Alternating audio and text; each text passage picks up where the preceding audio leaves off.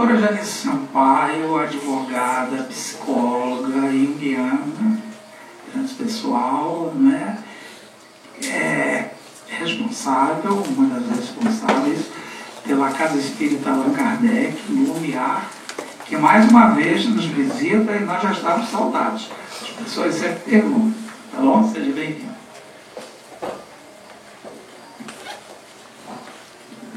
Boa noite a todos. Boa noite. E agora foi bom. É uma grande alegria de estar aqui novamente nessa casa, onde sou sempre recebida com tanto carinho, um acolhimento fraterno. E a oportunidade de trabalho é sempre muito boa. Trabalhar para Cristo é uma dádiva. Poder devolver um pouco para essa doutrina de amor, do muito que ela me deu durante a vida, realmente é uma dádiva, uma oportunidade bendita que eu tenho profunda gratidão. E estar aqui é estar em nome da doutrina, é uma responsabilidade. Mas é uma doutrina tão maravilhosa que quando nós a conhecemos, pelo menos eu, né, alguns anos atrás, pouquíssimo, tinha uns 19, quando conheci a doutrina, queria converter todo mundo lá em casa. Coitada, minha mãe católica, beata, e eu querendo levá-la para a casa espírita. Meu irmão materialista e eu querendo levar para a casa espírita. Os amigos querendo ir para a boate e eu querendo levar para a casa espírita. Domingo de sol, querendo ir para a praia e eu querendo que eles fossem fazer visita a um hospital onde lá estavam pessoas necessitadas. Mas essa é a doutrina que entra em cada um de nós de uma forma peculiar. E ela faz tão bem, e ela nos encanta tanto, que nós queremos estender esse encantamento àqueles que amamos. Mas isso é próprio da nossa imaturidade, porque quando começamos a caminhar um pouco mais dentro da doutrina, logo aprendemos a respeitar o outro. Respeitar o momento do outro, a visão do outro. Então isso é uma das coisas mais importantes que eu acho que a nossa doutrina nos traz, o respeito ao outro. As outras visões religiosas, as outras formas de se pôr no mundo. Então, logo, a gente aprende que cada um vai estar no momento certo, dentro do caminho que lhe é mais fácil. E como Chico Xavier nos falava, todos vamos chegar lá em cima e os guichês é que vão ser diferentes. Os católicos, os espíritas, os protestantes, né? A gente só recebe em guichê diferente. O nosso bônus hora para as outras denominações religiosas vão ter um outro nome, né? Mas, na verdade, a busca por essa espiritualidade é própria do ser humano. Porque mesmo aquele que se diz ateu, graças a Deus, no fundo ele tem alguma religiosidade. Porque esse vazio que muitos de nós tentamos ocupar com coisas materiais, na verdade é a falta desse religare. Religião vem de religare, esse verbo do latim que quer dizer religação com o Pai. Então, como todos nós somos criaturas de Deus, todos nós sentimos essa necessidade. Quando nós compreendemos a essência dessa verdade e buscamos preencher com religiosidade, nós nos sentimos plenos. E enquanto não, nós vamos buscando de colocações diferentes, de formas diferentes, e há sempre uma insatisfação. Mas enfim, que bom que nós que estamos aqui hoje nesse verão com cara de inverno, já nos despertamos para as essências da vida, despertando para uma verdade que é algo absoluto, que mesmo aqueles que não creem são atravessados por essa verdade. Nós não somos um corpo, nós somos espíritos. Nós que aqui estamos já temos essa consciência de que não somos corpo. Então viemos aqui buscar o alimento do espírito, buscando suprir a nossa essência, porque lá fora nós não conseguimos esse suprimento. Lá fora, nas coisas da vida, nós vamos suprir o corpo, as necessidades materiais, mas não conseguimos o pão da vida. E atendendo ao que o nosso mestre nos disse, buscai primeiro o reino dos céus, que tudo mais vos será acrescentado. Essa máxima do Cristo vem nos dizer que enquanto nós não entendermos que somos espíritos, vivendo uma experiência física, nós vamos estar insatisfeitos e não conseguiremos aquilo que o homem busca e almeja desde as primeiras encarnações: evitar o sofrimento e buscar a felicidade. E é o tema da noite de hoje, a arte de ser feliz. E quem de nós não deseja ser feliz? Todos nós estamos nessa busca. E uma vez, Dalai Lama foi perguntado por um entrevistador: o senhor é feliz? E o Dalai, na sua simplicidade, respondeu: sim, decididamente eu sou feliz. Uma frase que parece comum, mas que nós vamos destacar a palavra decididamente. Como assim decididamente? Então nós podemos decidir ser felizes? Nós podemos? Claro que sim. Ser feliz é uma decisão. Mas assim, se todos nós, desde as primeiras encarnações, buscamos a felicidade, todos nós já decidimos ser felizes. Não parece uma coisa lógica, meio óbvia? Mas não é. Decidir ser feliz implica primeiramente em aprendermos como é isso. Ah, mas eu sei ser feliz. Nós vamos ver ao nosso lado pessoas bem íntimas que nós sabemos que estão também querendo ser felizes e não conseguem. Mas nós temos a fórmula. Nós não temos a fórmula para falar para aquele que está do nosso lado como é que ele pode ser feliz? Todos nós temos. Porque quando nós estamos de fora, nos parece muito óbvio. Fulano tem esse comportamento, tem aquele. Se ele não fizesse isso, ele ia ser feliz. Ah, fulana é inconstante, não para em emprego nenhum, é estourada. Se ela fosse mais tranquila, seria mais feliz. Ah, o outro ali é rabugento, já acorda reclamando da vida. Se ele parasse de reclamar, ele seria feliz. Nós não sabemos. Sabemos o que fazer. Olha o outro, está reclamando que está com dor no estômago, mas toma 2 litros de café por dia. Se ele parasse de tomar café, ele ia ser feliz? Não ia ter dor no estômago? Nós não sabemos. Nós temos fórmulas para todo mundo. É que nem na Copa, quando chega a época de Copa do Mundo, né? Todo mundo vira técnico. Todos nós. Mas ele tinha que escalar fulano, tinha que escalar Beltrano, tinha que escalar... principalmente se é do nosso time do coração. Nós sabemos a escalação bonitinha para dizer. Né? Dizem que de médico, treinador e louco, todos nós temos um pouco. Alguém chega se queixando de alguma doença perto de nós, a gente sabe o que fazer. Exatamente o que fazer. Então nos parece que é óbvio que todo mundo já decidiu ser feliz, mas nós precisamos aprender. Porque nós queremos, mas no fundo nós fazemos tudo ao contrário. Porque nós vamos buscar a nossa felicidade onde ela não está. Nós priorizamos coisas que nos trazem muito mais sofrimento do que felicidade.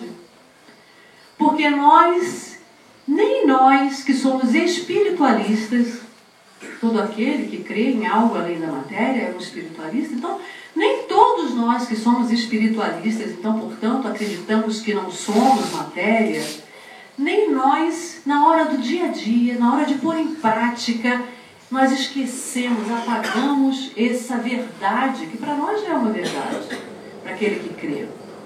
Alguns desconfiam, eu acho que eu tenho uma alma, mas nós não. Nós temos certeza.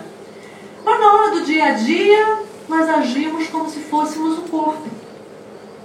Priorizamos as coisas que vão nos trazer uma satisfação física. E não com esse olhar da imortalidade do espírito imortal. Porque se não vejamos, a maioria dos nossos problemas, dos nossos conflitos, se nós formos olhar pela ótica da imortalidade, se nós pensarmos assim, esse problema está me afligindo tanto, e se eu morresse agora? Ele teria importância? Nossa, eu estou com negativo aqui no banco, isso... Ai, me deixa quieto, fulano. Não mexe comigo hoje não, porque eu estou aqui, acabei de pegar o extrato, não estou bem. Mas se eu morresse agora, isso seria importante. Mas eu estou aqui, a minha casa está precisando dessa obra, eu estou com um carro quebrado, com um carro enguiçado, eu estou com esse problema agora. Mas se eu morresse agora, isso teria importância? Nós nunca nos fazemos essa pergunta. Porque nós tomamos aquilo como uma prioridade máxima de urgência. E muitas vezes a solução está por ali, nos rondando, nos sendo soprada pelo nosso espírito protetor, nosso anjo da guarda. Mas nós estamos tão focados no problema que nós não vemos a solução. Quando nós paramos para pensar na decisão de ser feliz, é ter esse olhar para o positivo. Mas por que é tão difícil? Porque nós somos acostumados a ter um olhar para o negativo. A nossa pedagogia humana prioriza o erro. Lembra na escola, quando a gente estava lá fazendo uma escrita, errava, o que a professora fazia? Uma caneta vermelha, circulava o erro, priorizando o negativo. A mãe da gente, né? Quando a gente fazia alguma coisa errada, ficava batalhando aquilo. E quando você fazia certo, não faz mais que obrigação. É assim que a gente faz com os nossos filhos e ouvir dos nossos pais. Você faz um certo, fica doido para receber um elogio, né? Porque nós, seres humanos, nós somos movidos pelo reforço positivo. Isso, nossos pesquisadores, Pavlov, que fez um estudo do reforço positivo através dos cães, mostrando que não só os cães, mas nós também somos movidos pelo reforço positivo.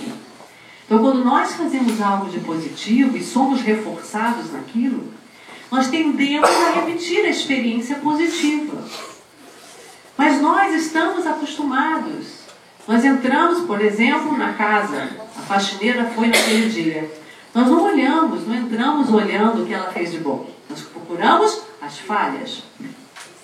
Passa a mão aqui, ó, deixou esse quadro fora do lugar. Deixou, agora vê, vou ter que botar tudo no lugar. Somos nós. E nós fazemos isso com o outro, fazemos conosco também. Quando nós temos comportamentos que nos levam ao sofrimento, nós ficamos muitas vezes presos naquilo. E aí entramos numa energia da culpa. E ficamos nos mortalizando, nos mortificando, nos autopunindo. Então nós precisamos decidir ser felizes. E é só começarmos a nos observar. Nós fazemos alguns comportamentos que nos levam ao sofrimento e outros que nos levam a uma sensação de felicidade. Mas muitas vezes nós confundimos, que é muito comum, felicidade com prazer. Ah, mas não é a mesma coisa? Quase a mesma coisa, mas esse quase é o que faz a diferença. Em muitos dicionários a gente vai achar um significado bem semelhante. Eu trouxe 2 para nós. Felicidade, quer dizer, 2, um significado de cada, né? Para que a gente possa começar a entender um pouquinho a diferença entre felicidade e prazer. Felicidade, qualidade ou estado de feliz. Estado de uma consciência plenamente satisfeita. Satisfação, contentamento, bem-estar. Estado de uma consciência plenamente satisfeita. Não é isso que estamos fazendo? Tentando despertar as nossas consciências. Não é isso que a doutrina espírita nos concita a fazer, nos conclama? Nós precisamos despertar. Porque nós dormíamos na ignorância. Agora estamos despertando. E a doutrina espírita, ela vem nos sacudir, nos mostrando a necessidade de despertar e transformar. Porque não adianta só nós despertarmos. Nós já sabemos tudo o que é certo. Tanto que temos a receita para a felicidade do vizinho, da mãe, do marido, do pai, dos filhos. Então, nós sabemos tudo. E nos afligimos porque eles não seguem o que a gente fala. E aí lembram nós mesmos, quando os nossos pais falavam e nós tínhamos que fazer o errado para experienciar. Porque a experiência é a lição mais viva que nós podemos ter. E muitas vezes precisamos experienciar para que a lição seja absorvida.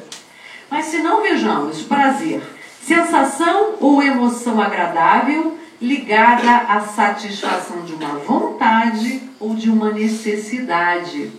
Então nós podemos aprender de um modo geral que a felicidade é aquilo que faz com que nós tenhamos essa consciência apaziguada, essa consciência de paz, de bem-estar. E o prazer? O prazer é algo que vem ao encontro de uma necessidade, de uma vontade, e nós podemos também ter outra diferenciação. A felicidade é algo duradouro, é um estado. E o prazer é algo mais efêmero, mais do momento, que vem ao encontro de uma necessidade premente, muitas vezes aguda, como a fome. Ah, mas eu vou saciar a fome, é um prazer que eu vou ter, né? Vou comer algo gostoso, isso não vai me dar felicidade? Depende. Se você comer no limite de saciar a sua fome e comer uma coisa saudável, vai ficar feliz. E se comer algo que te faça mal, algo exagerado, comer demais, vai ficar saciado o seu prazer momentâneo? Certamente. Mas vai te trazer um bem-estar duradouro? Não. Então nós começamos a diferenciar, por exemplo, duas pessoas, ambas casadas, que de repente se encontram e têm uma súbita paixão. Cada um tem o seu relacionamento e a sua família. E eles se encontram e de repente surge uma atração, porque disso ninguém está livre, e vem a vontade de saciar um prazer, de ter um prazer, de saciar um desejo, uma vontade. Se essas duas pessoas caem em adultério, elas vão ter prazer? Sim. Vão ser felizes? Certamente que não. Porque o que esse ato de saciedade do seu prazer, de ambos, vai implicar? Vai interferir na família, vai interferir nos filhos, vai interferir nas pessoas que estão ligadas àquela família, que vão ver as famílias ruírem. Então nós precisamos compreender que nem sempre saciar um desejo, saciar uma vontade, ter um prazer, nos leva ao estado de felicidade. A felicidade, ela é esse bem-estar da consciência prolongado de fazer algo que está certo, que vai nos gerar esse bem-estar prolongado do dever cumprido, de fazer o que é certo. Ah, mas naquele momento era certo, eles tinham essa necessidade e foram suprir? Sim, mas era certo para os dois. E sempre que algo leva sofrimento para os demais, nós sabemos que a felicidade não pode ser construída. A nossa felicidade, ela é interligada com a felicidade de cada ser humano na Terra, quanto mais com aqueles que estão junto a nós, pelos laços sagrados da família.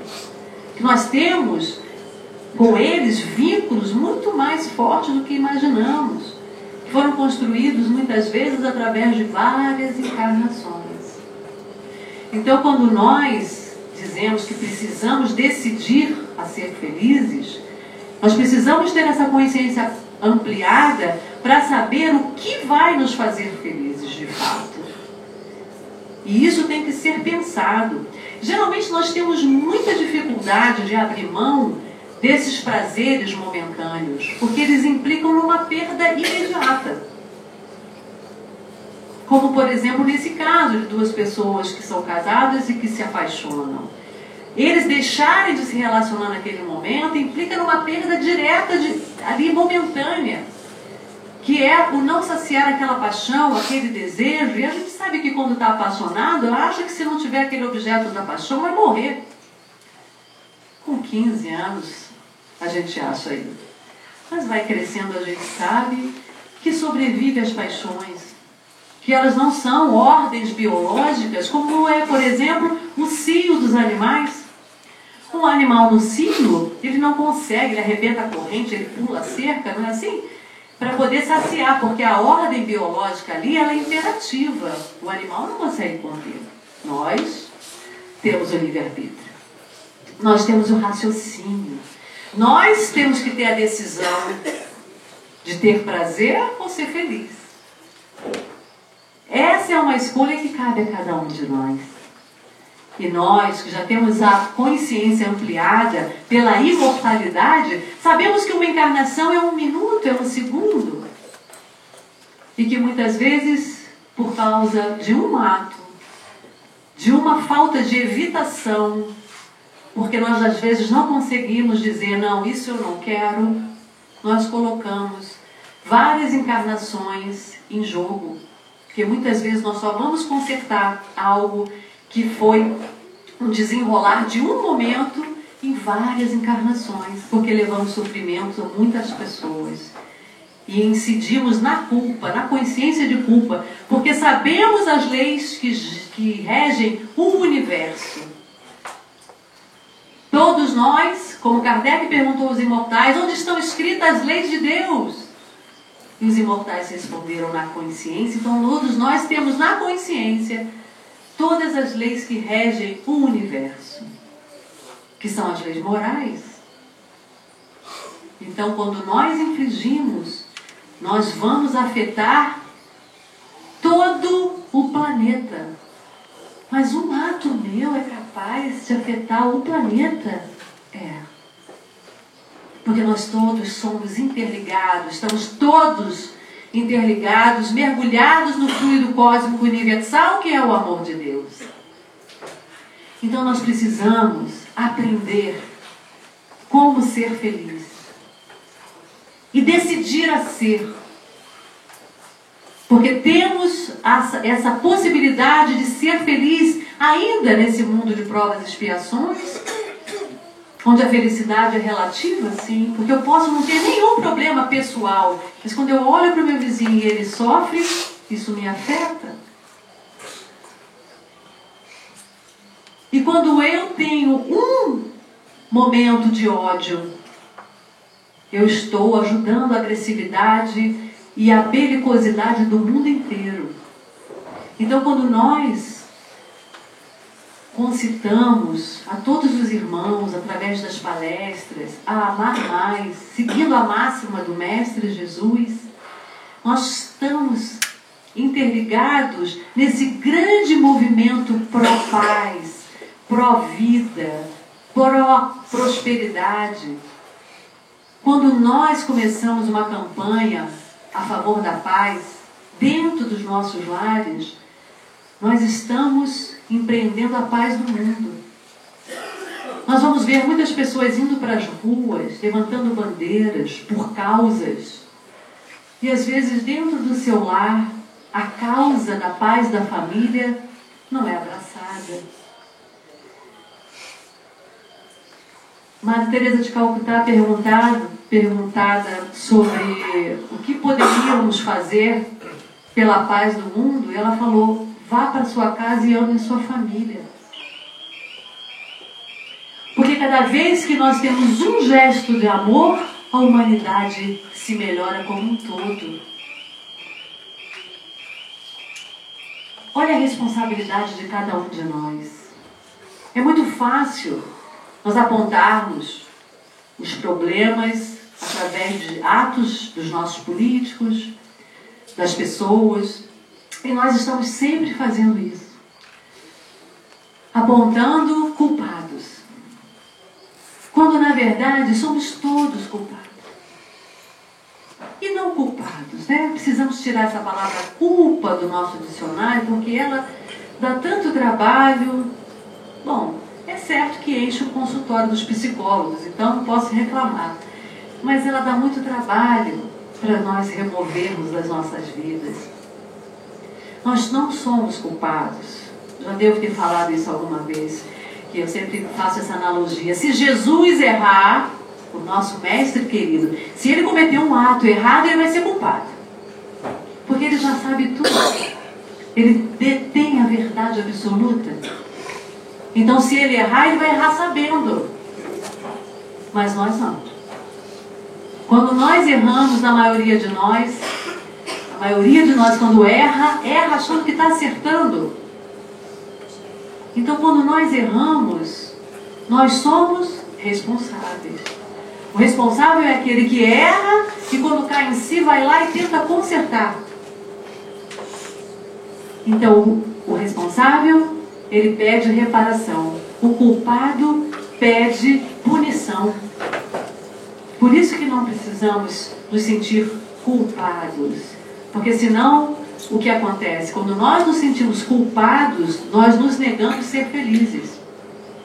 E aí nós vamos encontrar muitas pessoas que falam assim, nossa, quando acontece uma coisa boa, eu estou me sentindo tão bem, tão feliz, o que será que vai acontecer?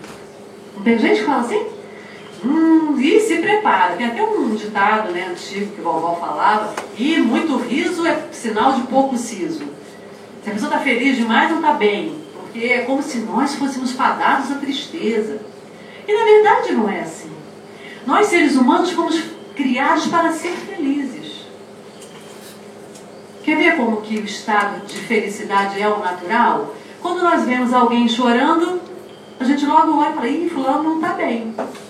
A gente vê alguém com senho fechado, meio acabunhado, a gente pensa logo, ih, fulano hoje não está num bom dia. Por quê? Porque esse não é o estado do ser humano. O estado do ser humano é a felicidade. Nós só fomos criados para ser felizes. Então, quando o Dalai Lama disse que decididamente ele era feliz, é porque é uma decisão. Aquele ator, Christopher Reeve, ele caiu do cavalo em 1994, um super-homem. Caiu do cavalo em 1994, teve uma lesão na medula e ficou tetraplégico. E ele, numa das entrevistas, ele diz que no início, nos primeiros momentos, ele entrou em profunda depressão. Ficou em profunda depressão e muita revolta. Nós podemos entender o porquê.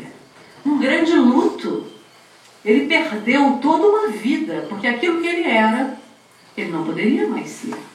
Perdeu a profissão, perdeu a forma de se colocar no mundo. Então, um homem morreu e daquele acidente em diante nasceu um outro. E é claro que ele tinha motivos para se deprimir, para se revoltar. Essa é uma atitude genuína. Só que ele decidiu ser feliz. Ele começou a perceber, primeiro, tem jeito de eu mudar essa situação? Não. Uma das atitudes mais inteligentes que a gente pode ter para com a vida, qualquer que seja o episódio que estejamos vivendo, olhar para ele, tem como eu mudar? Né? Fazer essa análise. Ah, tem, então vou tentar mudar. Sempre. Mesmo que seja uma prova, uma expiação dolorosa que nós tenhamos pedido, sempre podemos e devemos buscar melhorar. Então, olhar para aquilo. Então, foi o que ele fez. Ele olhou e não tinha jeito de mudar. Então, se a revolta dele, a tristeza, não iam mudar o seu estado, ele começou a mudar. E começou a olhar com decisão de ser feliz e começou a ver o que tinha de positivo. Eu não morri. Eu tenho o amor, o carinho dos meus filhos e da minha mulher, porque ficaram ao lado dele. E começou, na sua decisão de ser feliz, a focar no que é bom. A grande maioria de vocês acredito que devem ter passado pelas mãos ou sabido aquele livrinho, né, que eu li para os meus filhos, agora eu já li para as minhas netas, Poliana. Então é um pouco isso. A Poliana, para aqueles que não conhecem, era uma menininha que tinha uma vida duríssima, ficou órfã, foi morar na casa de uma tia que era uma megera e acabou dobrando essa tia solteirona que era uma megera por conta da sua resiliência.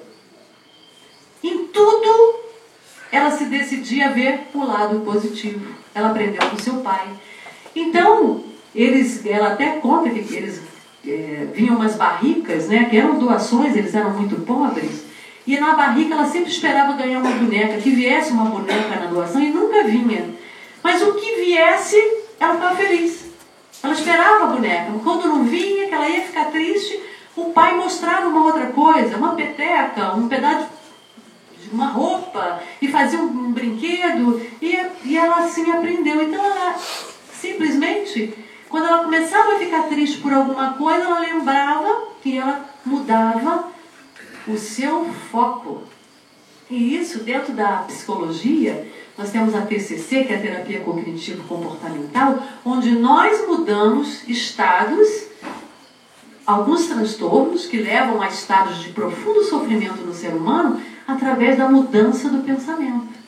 Porque a realidade, meus irmãos, ela não existe. O que existe é a nossa interpretação da realidade. Então, quando nós decidimos ser felizes, nós mudamos essa realidade. Porque nós paramos de fazer a voltinha com a caneta vermelha no erro, né? E começamos a fazer a voltinha de caneta azul no acerto. Nós passamos o nosso foco, tirando o foco daquilo que não está bom para aquilo que verdadeiramente está bom. E em toda situação ruim, não existe uma onde não haja uma coisa boa. Porque se nós já estamos despertos para essa consciência de que temos um Criador que nos ama incessantemente e que Ele é justo e bom, porque não é assim que nós cremos em Deus, que Ele é justo e bom, se Ele é o nosso Pai, se Ele é justo, se Ele é bom, nada nos acontece que não seja para o nosso bem. Essa máxima nós temos que ter com muita clareza em nossos corações. Porque se nós passarmos todas as situações por esse viés, nós vamos ter motivos para estarmos felizes, ainda que doentes, ainda que passando por um luto.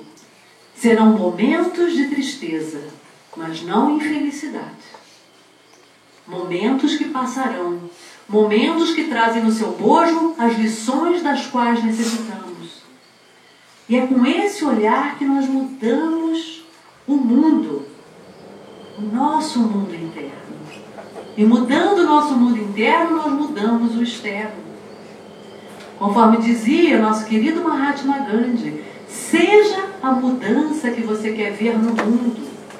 Porque nós queremos que o mundo mude, mas nós queremos que ele mude de fora para dentro. Nós queremos que os outros mudem, que os outros sejam generosos, que os outros sejam tolerantes conosco, que sejam indulgentes. Mas se nós não colaborarmos, quem é que vai fazer essa mudança? Agora imagine se cada um de nós começar a ser mais amoroso, mais indulgente, mais tolerante. E nós vamos ver que isso, quando começa a acontecer, quando nós nos dispusemos a ser exatamente como nós gostaríamos que o outro fosse, nós temos o poder de mudar o mundo à nossa volta. Nós temos o poder. E aí, Dalai Lama conta num dos seus livros que tinha um rapaz que ele conheceu e que descobriu que era portador da AIDS, soro positivo. E ele conta então ao Dalai Lama que no início, quando ele descobriu, ele quis se matar. Ficou desesperado, achando que a vida tinha perdido sentido. Então, ele estava ali buscando o Dalai para que ele desse um conselho qualquer, porque ele não queria mais viver. Não via mais sentido na vida, porque ele estava portador dessa doença gravíssima. Então, o Dalai lhe dá alguns conselhos, principalmente para que ele mudasse o foco, para que ele visse isso como uma bênção, e ele vai então embora, revoltado ainda, fala, perdi meu tempo vindo aqui, e vai embora. Um ano depois ele volta, e faz questão de procurar o Dalai para lhe contar, bendita AIDS. E como muda-se uma doença que a princípio ele olhou para ela como maldita, querendo inclusive tirar sua própria vida, o bem mais precioso que Deus nos dá. Um ano depois, ele bendiz essa mesma doença. E ele então conta o seu relato, que ele começou a se tratar e começou a valorizar cada dia. Ele era um homem materialista, fútil, onde passava pela vida sem valorizar ninguém, nem nada. E através das reflexões que essa doença trouxe, e ele buscando o seu tratamento, pôde se solidarizar com outros, pôde olhar o outro que sofria assim como ele começou a ter compaixão. E começou a ver nos outros irmãos. E ele dizia, agora eu até posso morrer, porque a minha vida não vai ter sido em vão. Então veja como uma misericórdia divina é maravilhosa. Algo que parecia uma catástrofe na vida de alguém se transforma numa bênção. Porque a doença mais grave não é a do corpo. A chaga pior que nós podemos carregar é o egoísmo, é a indiferença. O que é uma doença do corpo? Nós já tivemos tantos corpos. E esse é mais um que nos foi emprestado para estarmos nessa encarnação, para atuarmos nessa matéria, mas isso não somos nós. Eu nem mesmo sou Janice, que fará esse corpo. Cada um de nós não é quem está ali grafado na certidão de nascimento. Eu estou Janice para atuar nesta encarnação, mas eu não sou essa personalidade que é necessária para essa encarnação, para eu desenvolver o que eu vim aqui desenvolver, meus aprendizados. Então nós precisamos ter esse olhar. E aí, como é que nós vamos fazer para no dia a dia decidir ser feliz? Nós temos muito por hábito, para dosar nosso grau de felicidade, as comparações. Às vezes nós estamos aqui nesse momento e falamos, poxa, mas há 5 anos eu tinha essa condição financeira melhor, eu era feliz, então agora eu não tenho, eu sou infeliz. Ah, mas eu tinha uma casa e perdi. Então eu era feliz, agora não sou. Ah, mas eu tinha um marido que morreu, eu era feliz, agora não sou. Então nós temos muito essa comparação com o nosso presente, com o nosso passado, quando nós temos alguma condição que nós achamos que é inferior, que às vezes é só o machismo, né? Nós precisamos ter um outro olhar. E também nos comparamos com os outros. Ah, mas meu vizinho tem uma televisão de 58 polegadas, a minha tem só 42. Então eu não sou feliz. Aí eu vou lá naquela loja que vende carnês de suaves prestações de 36 meses e compra de 62 polegadas de LED 4K de curva e boto lá. E aí decido ser feliz, tenho um prazer momentâneo de superar o meu vizinho, chamo ele para assistir aquele futebol no domingo, ou o final da novela Além do Tempo. Chamo lá, não, eu queria tanto ver com você, eu gosto tanto de você. Tudo para exibir a televisão e naquele momento usufrui daquele prazer. Yes! E quando vem a prestação, vem a infelicidade junto. Porque percebe que se endividou, que não vai dar conta de pagar aquela prestação, porque já está pagando o carro, já está pagando não sei o que, não sei o que, não sei o que. E aí, aquele momento de prazer vai gerar o quê? Menino, sai daqui que eu estou preocupada, não paguei o carnê desse mês. Aí não dá atenção para o filho, eu tenho que trabalhar mais. Se eu sou autônomo, eu vou trabalhar mais, porque eu tenho que pagar mais. E aí, naquele momento de prazer, gerou um momento de infelicidade, porque nós não sabemos dizer não. E quando os prazeres são pequenos, tudo bem. Mas não só isso nos dá prazer. O ser humano, ele tem prazer em muita coisa. Prazer com carinho da pessoa amada, legítimo. Prazer na beleza de um pôr do sol. Ai, um banho quente, agora quando a gente chegar em casa com frio, né? Se meter no edredom quente. Prazeres, legítimos prazeres que nos fazem bem. Mas temos outros prazeres também. Para muitos a cocaína é um prazer, né? Excita, a pessoa fica diferente. O álcool também, dá um relaxamento, eu fico mais desinibido. Também são prazeres. O sexo desenfreado, tem muitas pessoas que acham prazer nisso. E às vezes não conseguem dizer não. E por que nós temos às vezes tanta dificuldade de dizer não para aquilo que vai nos infelicitar?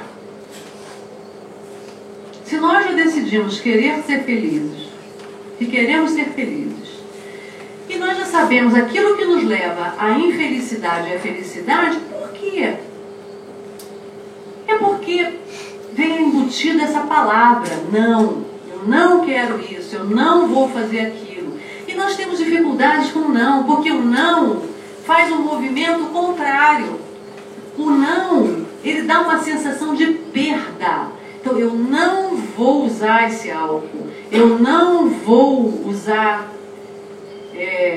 essa droga, eu não vou comer isso que me faz mal. Então, fica para nós, no inconsciente, uma sensação de perda. Então, isso nós temos muitas dificuldades a lidar com perdas. Então, o que nós precisamos fazer?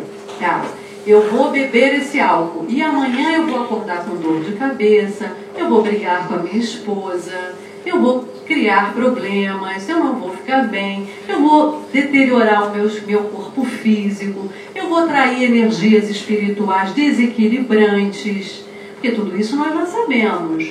Então, se eu não beber, eu vou ficar com companhias espirituais melhores, a minha saúde vai ficar melhor. Então nós precisamos começar a focar no positivo que nós ganhamos quando nos abstemos de ter qualquer comportamento que vá ao encontro de um prazer, mas que vai gerar uma infelicidade. Para que a gente tenha essa consciência acordada, que a escolha é nossa, que a decisão é nossa. Então nós precisamos aprender a lidar com os nossos pensamentos. Quando nós pensarmos, eu não vou, poxa, eu queria tanto beber essa cervejinha, mas eu não posso, a gente sofre porque, não, eu não posso. Não, eu posso, só que eu não quero, porque eu quero o que vem do ato de eu me abster. Então é focar no positivo, porque nós estamos sempre fazendo as comparações, né, para medir a nossa felicidade, e nós precisamos medir também. Quando eu ingiro algo que me faz mal, como é que eu fico? Eu fico assim, assim, assado. E quando eu não ingiro? Eu fico melhor, eu fico bem. Então, fazer essas comparações. E pensar em comparação, para a gente pensar em felicidade, eu vou relatar aqui algumas pesquisas que foram feitas nos Estados Unidos, justamente com pessoas, para saber esse grau de felicidade das pessoas. Vê como felicidade é algo que importa tanto que os pesquisadores, os cientistas, se debruçam nesse tema para trazer dados para nós. Porque felicidade é intrigante. Porque embora todos queiramos, nem todos sabemos conquistar e principalmente manter, né? Então lá na Universidade de Wisconsin, pegaram pessoas e fizeram com que elas imaginassem tragédias pessoais e escreverem a respeito. Por exemplo, perder a família toda num acidente, né? Ficar sem casa, o seu negócio ia à falência. Então as pessoas imaginavam essas tragédias pessoais e escreviam a respeito, se imaginando naquela situação.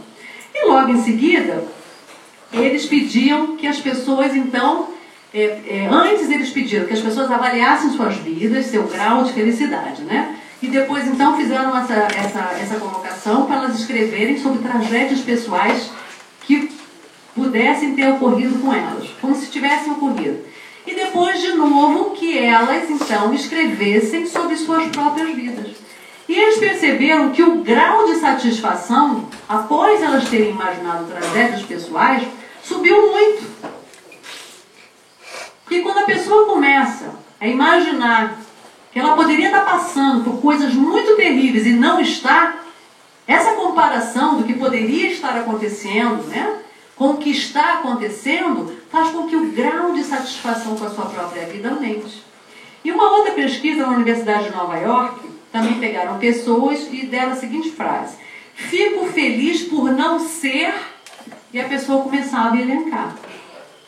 Por não ser deficiente, por não ser miserável, por não ser várias coisas, não ser doente, não ser portadora de um câncer. As pessoas foram colocando. E depois deram uma outra frase. E aí mediram o grau de satisfação após essa frase. Então elas colocaram ali aquilo que elas não são e mediram o grau de satisfação. E deu alto. Quando elas puseram a frase, eu gostaria de ser, então que elas colocassem aquilo que elas gostariam de ser, mas não era. Eu gostaria de ser milionária, eu gostaria de ser, sabe, igual a Gisele Bündchen, eu gostaria, enfim, coisas que elas não são, mas gostariam de ser, e mediram depois o grau de satisfação, esse grau diminuiu. Então, mostrando a importância da nossa mente. Simplesmente imaginaram. E isso fez uma diferença. Isso quer dizer para nós que a nossa mente é algo muito poderoso. Os pensamentos, eles podem nos levar a um estado de profunda infelicidade, sem que, na verdade, você esteja passando por algo real. Só de imaginar.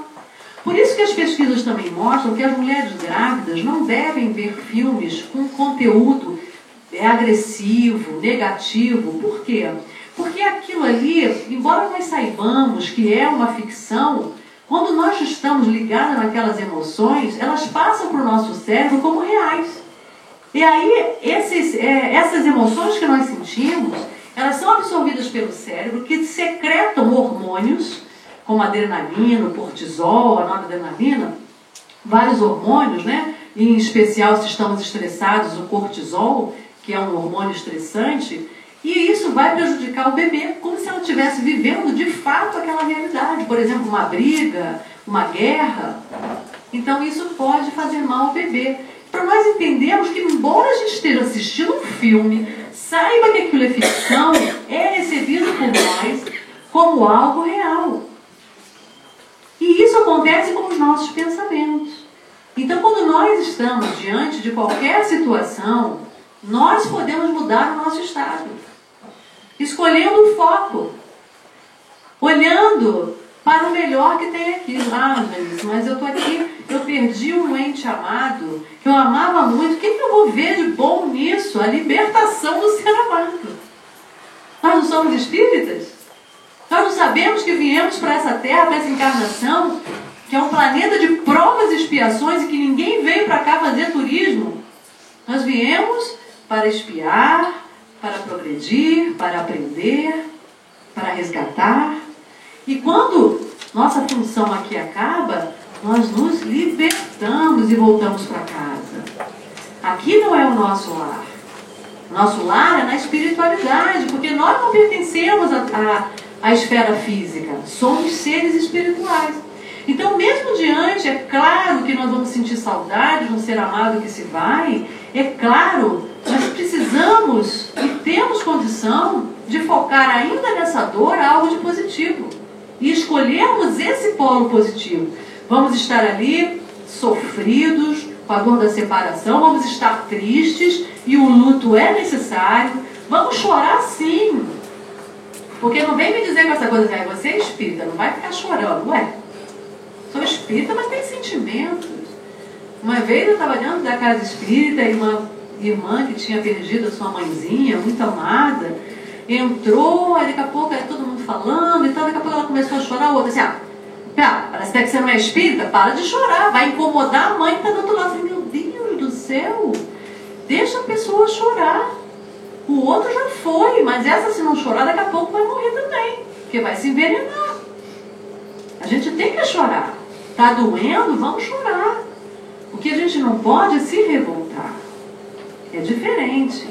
Agora, a dor, não é porque somos espíritas, acreditamos na imortalidade da alma, que não sofremos com a separação do ser amado. Né? Se nós amamos muito um filho e ele vai definitivamente morar na Irlanda, nós nunca mais vamos ver, nós vamos morrer de saudade. Nós vamos chorar e muito. Vamos dar um jeito de ir até lá.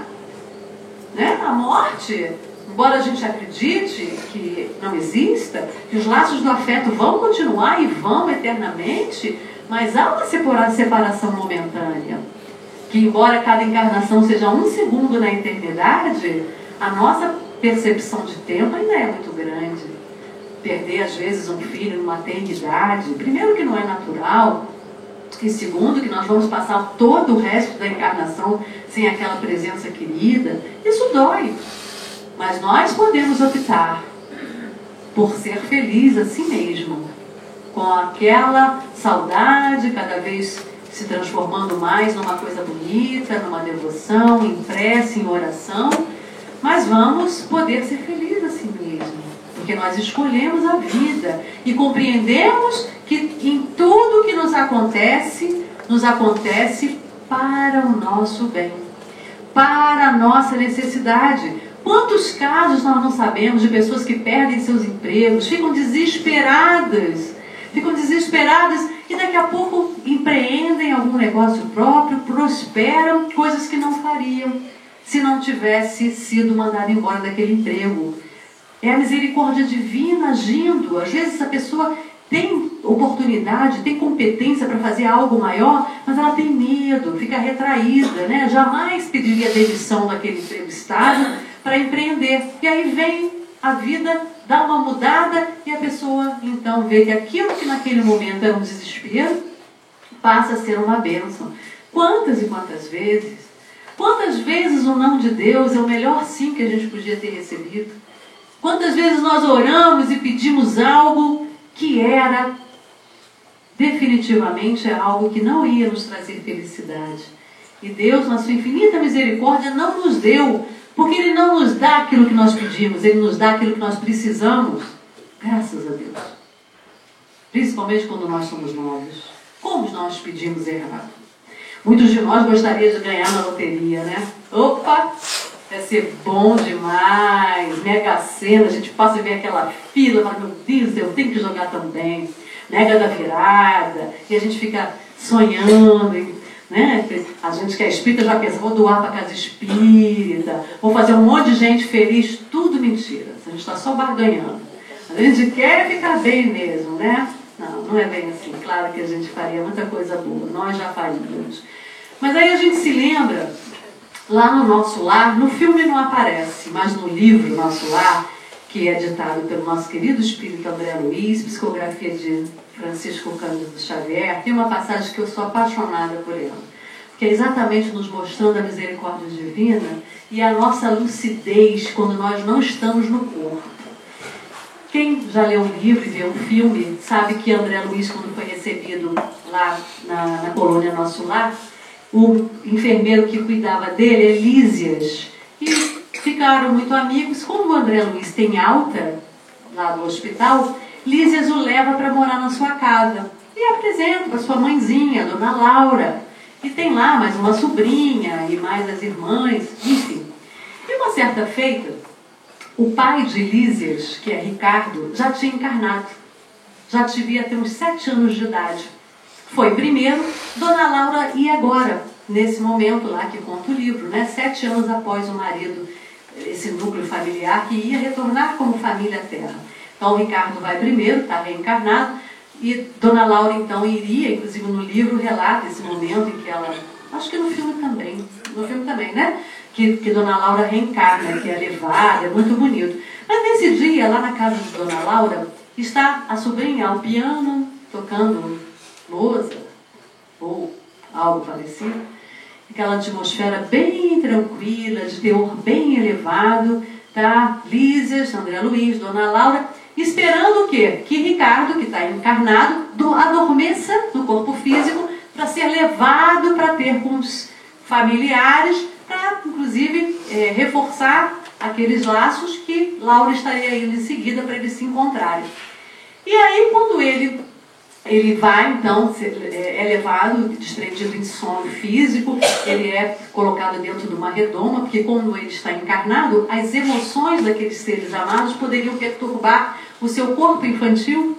Olha como as leis divinas funcionam de uma forma harmoniosíssima.